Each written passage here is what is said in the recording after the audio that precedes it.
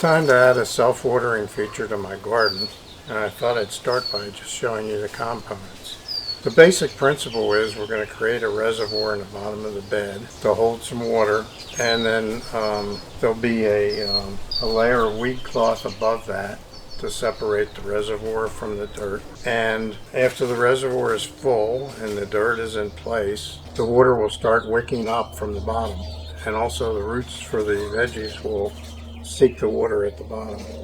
So it should produce a very good situation for growing anything. These tubes are going to be the basis of my reservoir, and basically all you need to do is create some kind of enclosure for the water, something that will generally keep the shape. There's a lot of different ways to do it. I've seen a lot of different things. A lot of people use the regular perforated drain pipe 4 inches in diameter. It's very rigid and it comes in huge rolls that can be difficult to transport if you don't have a pickup truck. And so I found these sort of flexible and expandable tube. They're also 4 inches in diameter, and they have perforations for the water to go through, and that's important. But they have a thinner wall, and they're much less expensive than the regular, more rigid drain pipe. I'm going to move in a little, and maybe the camera can pick up some of this. And right along here, you can see that there are perforations, and those perforations allow water to go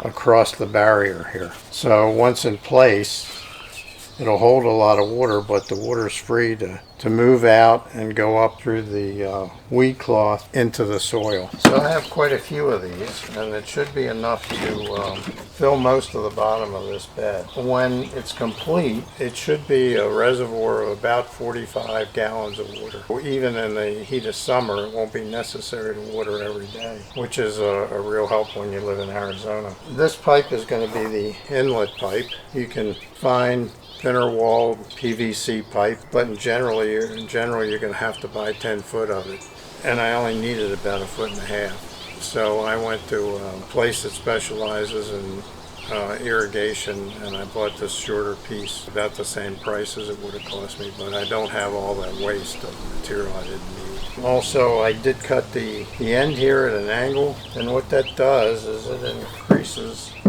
the area for the water to come out, so that the reservoir will fill fast. So this is the inlet tube. And then I have a piece of 1/2 inch clear tubing that will be the overflow. And this is classified as 1/2 inch, but 1/2 inch is the inside. So the outside is about 5/8 of an inch. In order to cut a hole in here, I have a 5/8 inch spade bit, which will create a large enough hole for that.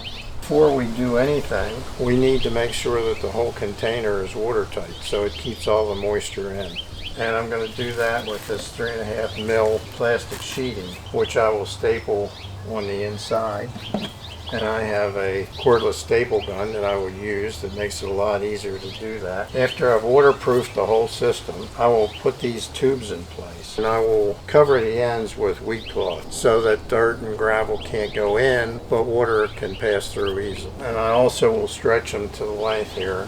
The overall length is a little less than 6 feet, and these things are stretchable up to 8 feet.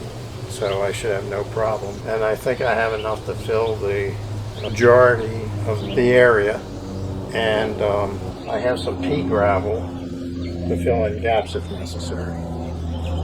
Now here's the weed cloth I'm going to use, and like I said, I will use it over the ends of these tubes, but I also will use it to separate the reservoir from the dirt, and it'll keep the dirt from getting into the reservoir, but it also will allow the water to move up through the weed cloth and into the soil. So I am going to stop the video at this point, and I will do the next step, which is to seal this entire inner portion with this black plastic. So after I've got that done, I will come back and we'll look at the next step. As you can see, I've completed lining the interior of the garden bed with plastic so that it's watertight.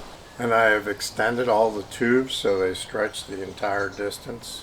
Every one of them is covered, both ends, with weed cloth and taped so that it stays there and that it's sealed. So I have all these tubes in place now, and I have my inlet.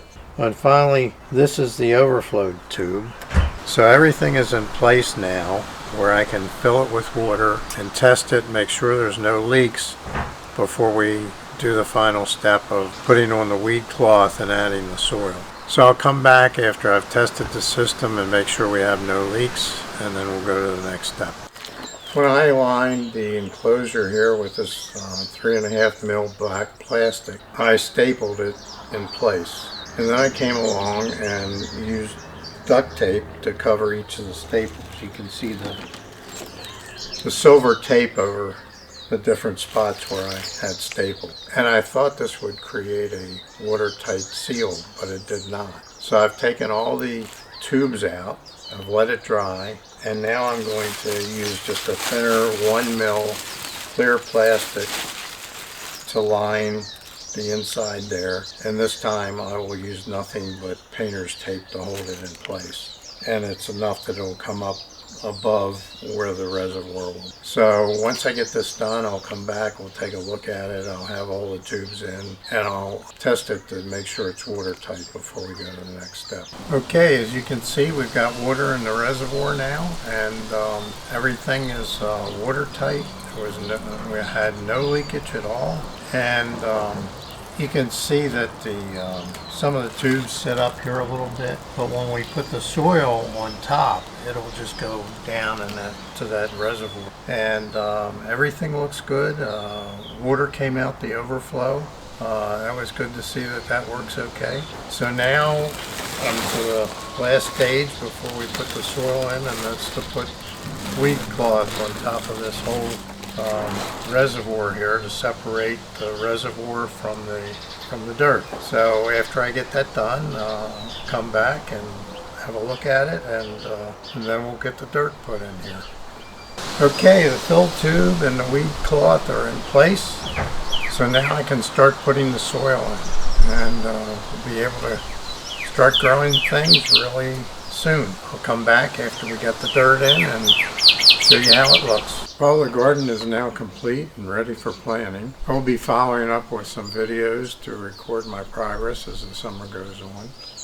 I've never planted a garden before, so there should be a lot of interesting experiences and learning that I can share. So this is it for now, and hopefully I'll have some more videos to post in a little while. Thank you.